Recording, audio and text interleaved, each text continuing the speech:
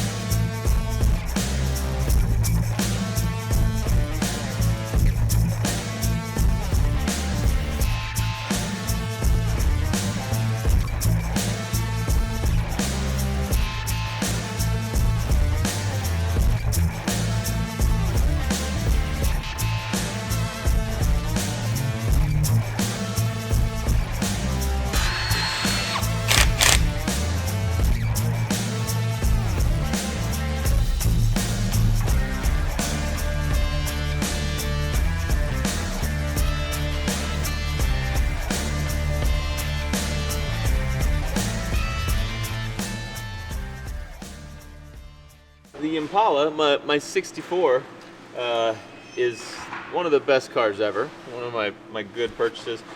But it has knockoffs, so like it has center hookup for the wheel, basically. That's what knockoffs are. And so to get them off, you use this tool, and it goes like that, and you knock them off, which is gonna be hard since this thing's off the ground right now. And the problem with this is this car was not made to have knockoff wheels, so this is an attachment.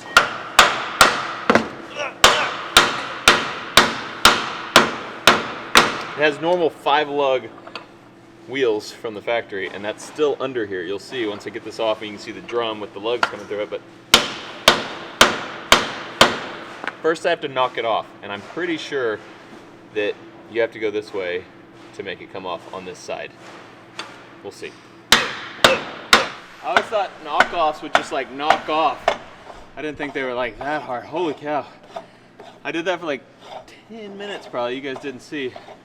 It's not cold anymore, that's a good thing. Okay, so now this wire wheel will come off.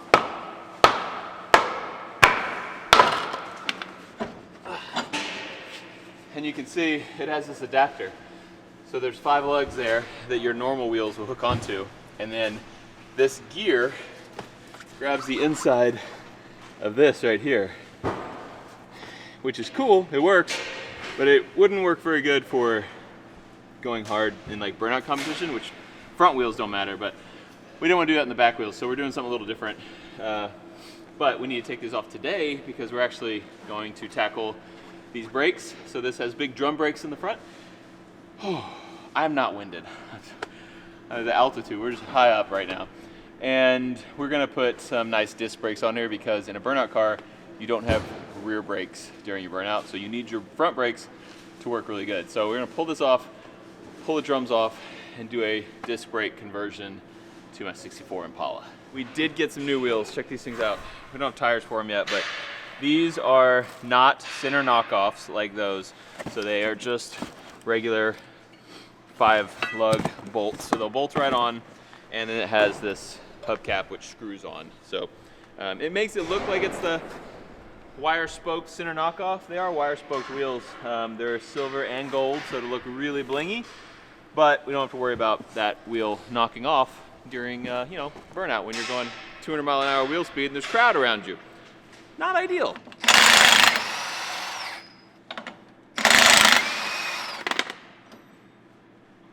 Easy as that. Ugh. Drums are cool. They have shoes that push out on the inside, so instead of the normal brakes that have calipers and rotors, it pushes the brake pad against that, the brake shoe against that to slow you down. They just don't work as well as rotors and calipers. So I actually have no idea how to take drum brakes apart. I've done it, but it was a decade ago because like just everything should have, I don't even need these springs. I don't need these stupid springs. Everything should just have rotors and calipers, not stupid drums. I'm just gonna take all these springs out and see if I can figure out what to do next. I really got no idea. Oh, this is how someone loses an eyeball. Got it. Wheel bearing.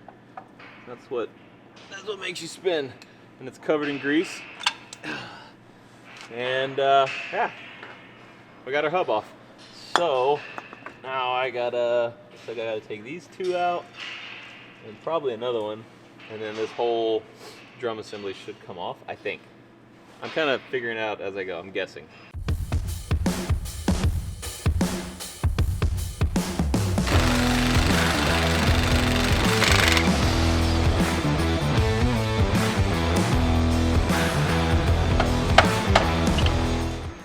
Forget how old cars just suck to work on because everything's rusty. I gotta figure out a way to get some leverage on this thing. I also don't even know what it is. That's the main problem. Like, what is that? I don't know. Anybody wants this, we're selling it for 65 bucks. Drum brake conversion for your 64 Impala. It's great. Definitely should do that. So we basically just put this bracket on here, which is going to hold our caliper. Looks like. Held on by these 3 bolts. Tighten them up, and then we kind of build out from here. Look how clean it is. Also, notice that our this castle nut over here is held in with a bent nail. Just gonna leave that one though. It's jelly for your sandwich. So we're just gonna try to get all the bearings greased up good. And you throw it in here and you put a bunch of extra grease so that it all doesn't fall apart on you. And sometimes you'll take these things apart and the bearings have zero grease and they're rusty and dry. That's what we took them. We actually redid them on Earl, and like opened them up and the bearings just were cooked and there was no oily stuff in there at all. They were just rust and it just like fell apart. It was pretty funny. And we didn't actually even know it. We were just doing it to be, you know, preventative. So it's actually a good thing because that would have pretty quickly gone bad. You can see it squeezing up through there as I'm like pushing it in there. I don't know if y'all are interested in this kind of stuff, but it's kind of fun. All right, bearing in. In some recent video, I called the caliper a caliper, and then I pointed at the rotor and said, "and our caliper," and like clearly called both of them calipers, and everyone's like, "Matt's an idiot." Listen, that's not wrong, but I do know the difference between a rotor and a caliper. That's a brake drum. Aha!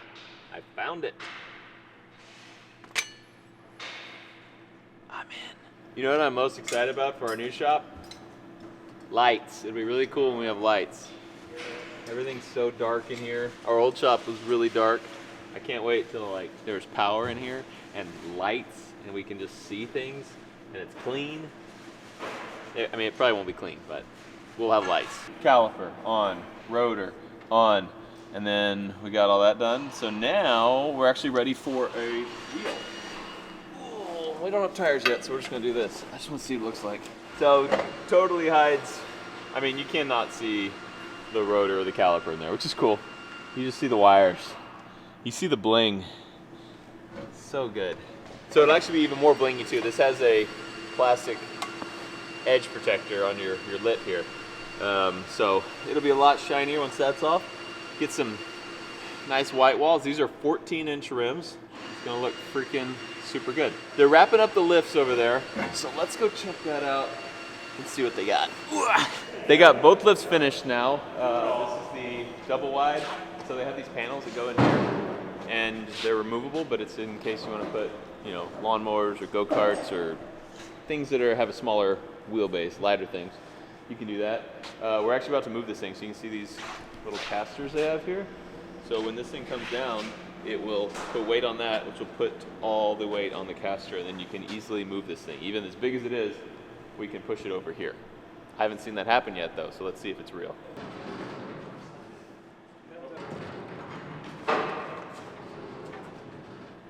So do you take these wheels off when you're not going to move it? You do.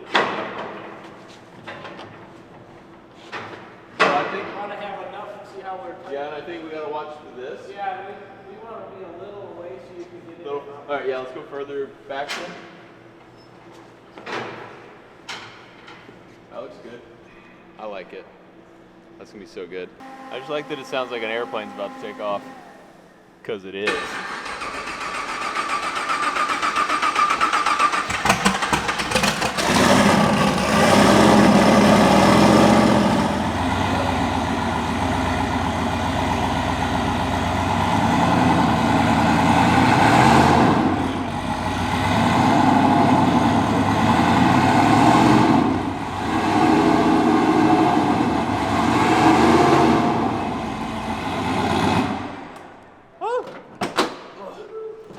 Yeah, buddy.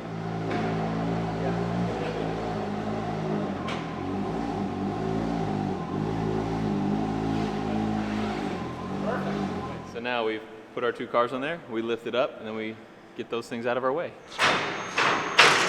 So the clicking is the locks. So every 6 inches it goes and locks in case something happens, it doesn't fall apart. That's crazy. So now we have more room for more cars. So it's perfect. I love these guys. These are drip trays in case you have a leaky, you know, like a leaky El Cromino, and you want to park something nice under it. You put this under the drip, or, you know, if you just change something, it's going to leak a little bit. have your drip trays, and then we have these aluminum sections here in the middle for walking or smaller things that have a smaller wheelbase and width and everything. So that's awesome. And what is your height on this one? Underneath, when it's fully up, you're 6'9" on this one. 6'9". So you could put a full-size truck under there. Full-size truck. Wait, you're 6'9", right? I'm 6'9" for Why are sure. you ducking? So it's actually like 7. This lift, the one you haven't seen yet, is their single car XLT lift, which is a little longer, a little wider, And it goes a little bit taller as well. a little taller. So a little bigger in all directions. We're seeing a little longer, wider, taller than their normal lift, not their double lift. But it also has this, which is super cool. So there's some downsides to having a 4-post car lift if you don't have this, which is if you want to work on anything on your wheels, your suspension, everything, they're still under load. Correct. Where a 2-post picks up from the frame and everything's hanging. Correct. But this fixes those problems. Yeah, so with the 4-post, what's nice is you can drive on. So if you don't want to lay on the ground and position the pads of a 2-post, you can actually drive onto the lift itself. You can roll this into position, and then when it hooks up, we have an air-operated assist right here. When that hooks up, you can slide your pads out, get your lift points, and that'll lift either the front end or the rear end up so you can effectively do brake, tire, suspension work. That is pretty cool. So yeah, he like told me about this. 'Cause I was like, I don't know, like I like 2-posts, and he was like, well, this works. And it can do everything a 2-post can do if you have this jack in the middle of it. So now we have 2 really nice extra lifts in here. It's gonna change the game. It's you're gonna really enjoy it. And then what's nice as well with your young kids, and I have a couple young kids as well, because of the way we designed this lift, it's very, very stable. It's built to be freestanding. It is movable on the casters. And if you have a second, I wanted to show you the locks over here. Yep. So how our lift is gonna operate is we've got this 5-inch column right here, and we laser cut our notches in, and we actually fully sleeve around that. So again, as mentioned, our locks can never physically move far enough away or gain enough tolerance where the locks would disengage. What's really cool about this as well is whenever you're raising the lift up or down, and right now we're under load with that cable tension, our secondary cable slack system is open. So right now I'm high enough up where if I was to open my locks, they would disengage to lower the lift. If I was to then lower my lift onto the lock for safety to work on or to store, as you'll notice, the tension on this cable is going to come off, and right here, your secondary lock is no longer engaged because your main lock is. So at any point you're using it, secondary lock engages. There's always a lock. Multiple safety systems. That is cool. I mean, I would ideally like to not drop cars on anybody. So Us as well. kind of the name of the game there. Sweet. Exactly. That's sweet. So good. Best place to find you guys is wildfirelifts.com. Best place to find us. Lots of information there. Heck yeah. And you guys also put some lifts in Derek's from Vice Grip Garage's shop, We did. right? We did. Down How in many does he Tennessee. have? He's got a double wide and he's got an XLT, so he's got a Nice. similar setup. He also has one of our slightly smaller lifts, so maybe future work together. Perfect. Yeah, so he's been using them. So these guys reached out to me, and I went straight to Vice Grip, and I texted him. I was like, hey man, like I saw you have one of these, like is it good? And he was like, it's great, they're great. And like he told me father-son thing, which I'm always a fan of. Like, you know, I like that father-son thing. I like the small business thing, so I was all about it. So, you know, I got that. Plus, he told me you guys make good products, so I'm all about it. And Appreciate it. I'm excited. So thank you guys so much for coming. This is gonna be sweet. That just looks sweet. So shop, as you guys can see, is shaping up. So go check these guys out. Show them some love because I really appreciate them coming down on this freezing Texas day. It's 33 degrees, so that's Would have not preferred really some more freezing. heat. Yeah, but appreciate them coming. So go show them some love. Send the Demolition over to wildfirelifts.com. Thank you, Brad. Thank you, Mike. And yeah, you guys are welcome. Anytime you want to come down to the demolition range, let's do it. Sounds good. Thanks, Matt. Appreciate it. Thank you, sir. Yeah. Will it stop when he gets to the top?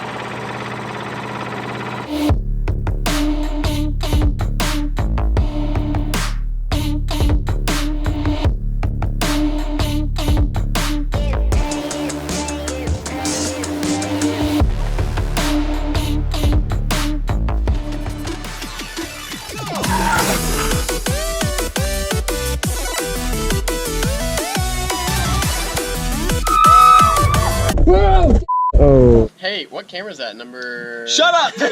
Don't tell Mayor.